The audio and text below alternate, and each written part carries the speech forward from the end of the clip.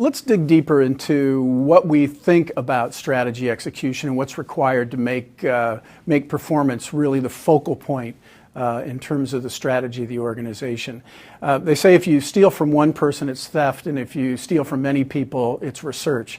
And we actually have some research that backs up some of the things that we want you to learn about strategy execution.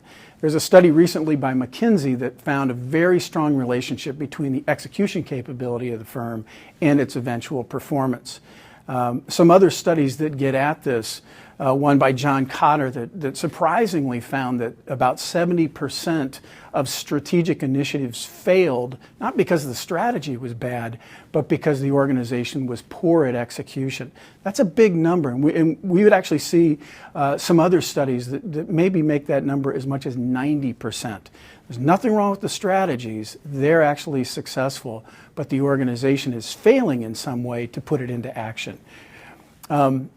Some more evidence around this. A study at the University of Chicago that found that 75% of the time of senior leaders is spent on execution issues. A conference board study said that CEOs found this to be the #1 issue. It was so critical, finding those ways, finding the elements that led to strategic execution. In fact, the joke was that execution was so important to these CEOs, it was not only the #1, it was the ๑ issue as well. But lots of studies are saying that organizations struggle with this.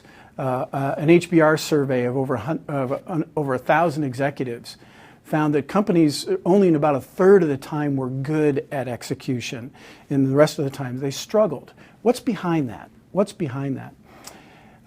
When asked about whether the organization was set up for success, a surprisingly small percentage said that their organization actually creates the opportunities for sustained advantage. Only about 15%, which is very, very small. And about 62% of the time, the organization neither helped nor hindered. It was almost neutral and just not really playing a role.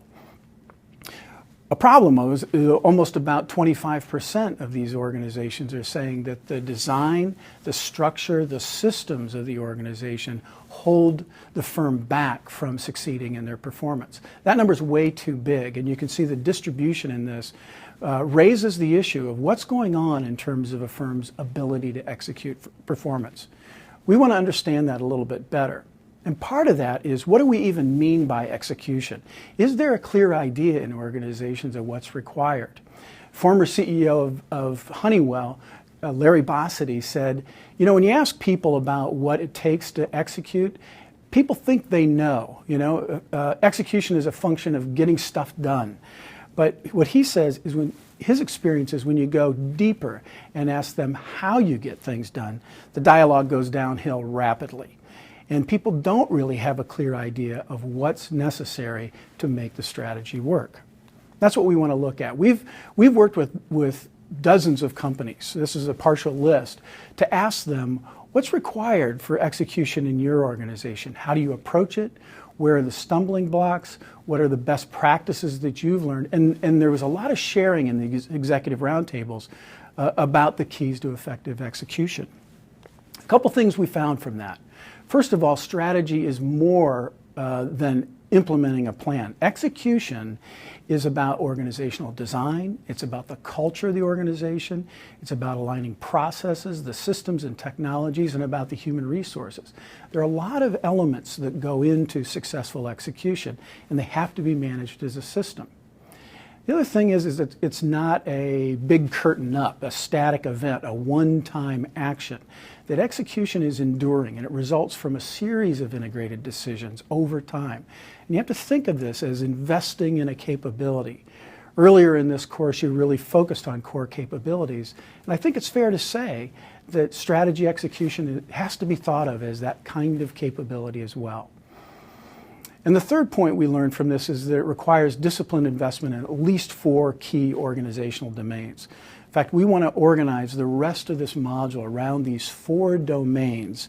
And a model that we use for it, we call the 4A model. It's alignment, it's ability, it's the architecture of the firm, and it's agility. And underlying these 4 different aspects of execution are 2 dimensions.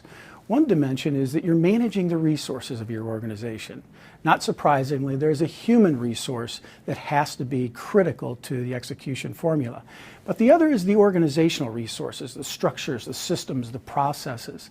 And to execute effectively, managers have to think about how they're having those two sets of issues work together. The other dimension is what we would call energy.